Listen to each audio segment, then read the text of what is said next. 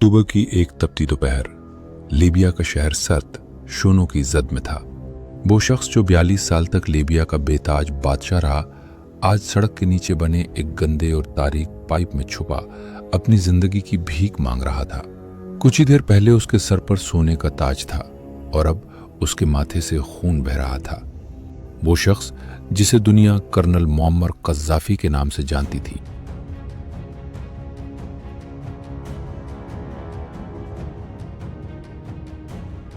कज़्ज़ाफ़ी उस वक्त फौज में सिर्फ एक जूनियर सिग्नल अफसर थे। उन्होंने अपने चंद हम ख्याल साथियों के साथ मिलकर एक खुफिया तंजीम बनाई थी जिसका नाम फ्री ऑफिसर्स मूवमेंट रखा। इनमें से किसी की उम्र भी 30 साल से ज्यादा नहीं थी।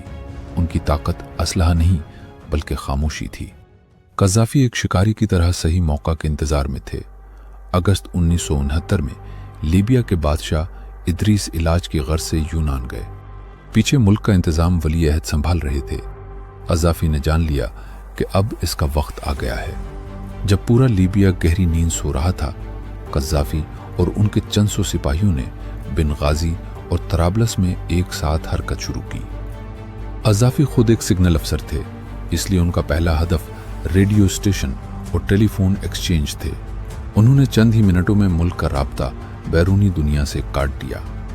बागी दस्तों ने शाही महल, एयरपोर्ट्स और अहम सरकारी इमारतों को घेरे में ले लिया। वली अहद और दीगर आला हुक्काम को उनके बिस्तरों से उठाकर गिरफ्तार कर लिया गया। सीनियर जर्नलों को समझ ही नहीं आई कि क्या हो रहा है।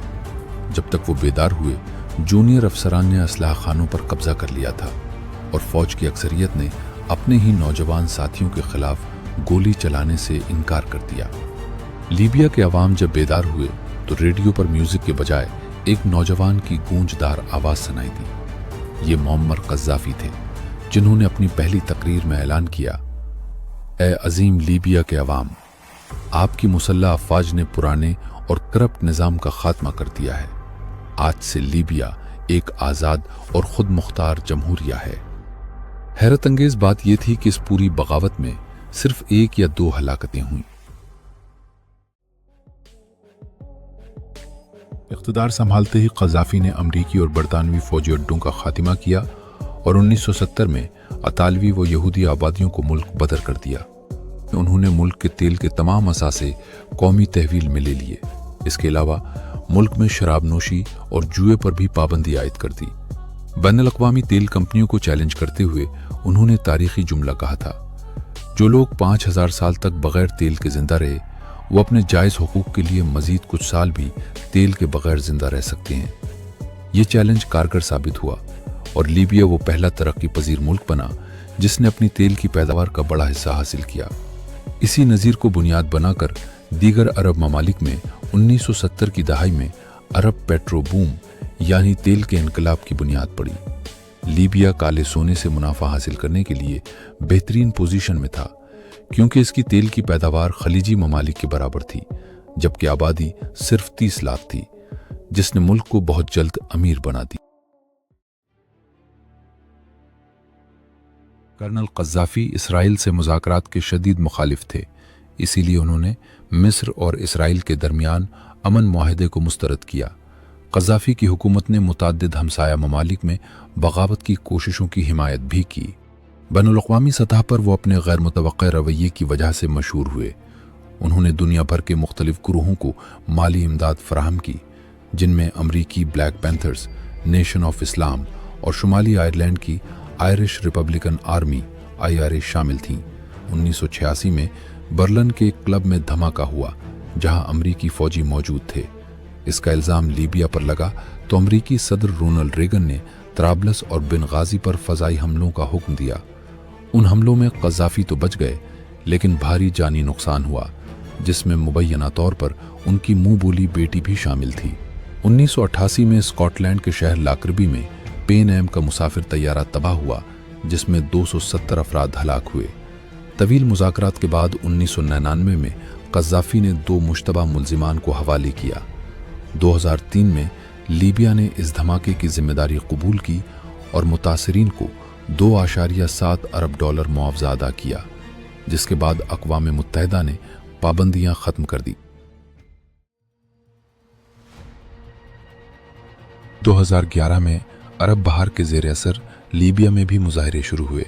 क़ज़ाफ़ी हुकूमत ने उन मुजाहिरों को कुचलने के लिए लड़ाका तैयारों और हेलीकॉप्टरों का इस्तेमाल किया, जिसकी आलमी सतह पर मजम्मत की गई। 22 फरवरी को क़ज़ाफ़ी ने मुस्ताफ़ी होने से इनकार करते हुए मुजाहिरीन को गद्दार और अलकायदा के एजेंट करार दिया। रफ्ता रफ्ता उनकी इक़्तिदार पर गिरफ्त कमज़ोर होती गई और फरवरी के आखिर तक मुखालिफिन ने बड़े हिस्से पर कब्ज़ा कर लिया। अक़वाम मुत्तहिदा ने क़ज़ाफ़ी ख़ानदान के 30 अरब डॉलर के असासे मुंजमद कर दिए। 17 मार्च को नेटो ने फ़ौजी मुदाखलत का आगाज़ किया, जिससे क़ज़ाफ़ी की फ़ौज को शदीद नुकसान पहुंचा।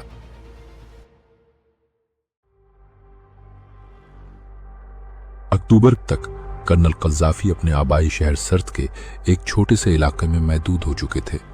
वो और उनके चंद वफादार साथी, जिनमें उनका बेटा मोतसिम क़ज़ाफ़ी और वज़ीर दिफा अबू बकर यूनुस शामिल थे, वो लोग एक घर से दूसरे घर मुंतकिल होकर जान बचाने की कोशिश कर रहे थे।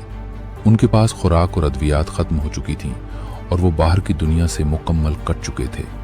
नेटो के तैयारे मुसलसल फ़ज़ा में थे, जबकि इनकलाबी जंगजू ने ज़मीन पर घेरा तंग कर दिया था।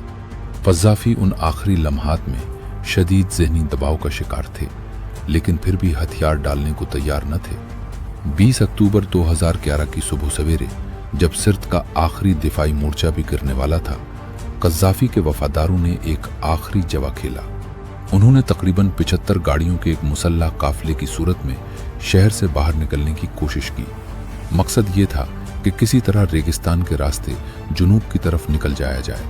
ताहम सुबह 8:30 बजे के करीब नेटो के फ्रांसीसी लड़ाका तैयारों ने उस काफिले को देख लिया और उस पर बमबारी कर दी। इस हमले में दर्जनों गाड़ियां तबाह हो गईं और क़ज़ाफ़ी के कई मुहाफिज मारे गए। बमबारी से बचने के लिए क़ज़ाफ़ी और उनके चंद मुहाफिज सड़क के नीचे से गुजरने वाले निकासी आब के 2 बड़े पाइपों में छुप गए।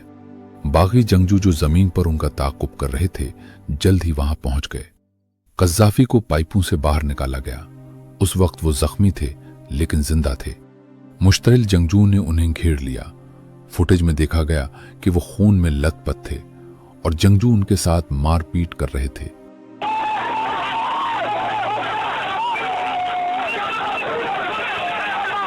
इस अफरा तफरी के दौरान क़ज़ाफ़ी को एक गाड़ी पर लाद कर अस्पताल ले जाने की कोशिश की गई, लेकिन रास्ते में ही वो गोली लगने से हलाक हो गए। सरकारी बयान के मुताबिक वो क्रॉस फायरिंग की जद में आए, लेकिन इंसानी हुकूक की तंजीमों का ख्याल है कि उन्हें मावराए अदालत कत्ल किया गया। उनकी लाश को कई दिनों तक एक कोल्ड स्टोरेज में अवाम के देखने के लिए रखा गया और बादज़ां सहरा में किसी नामालूम मकाम पर दफन कर दिया गया।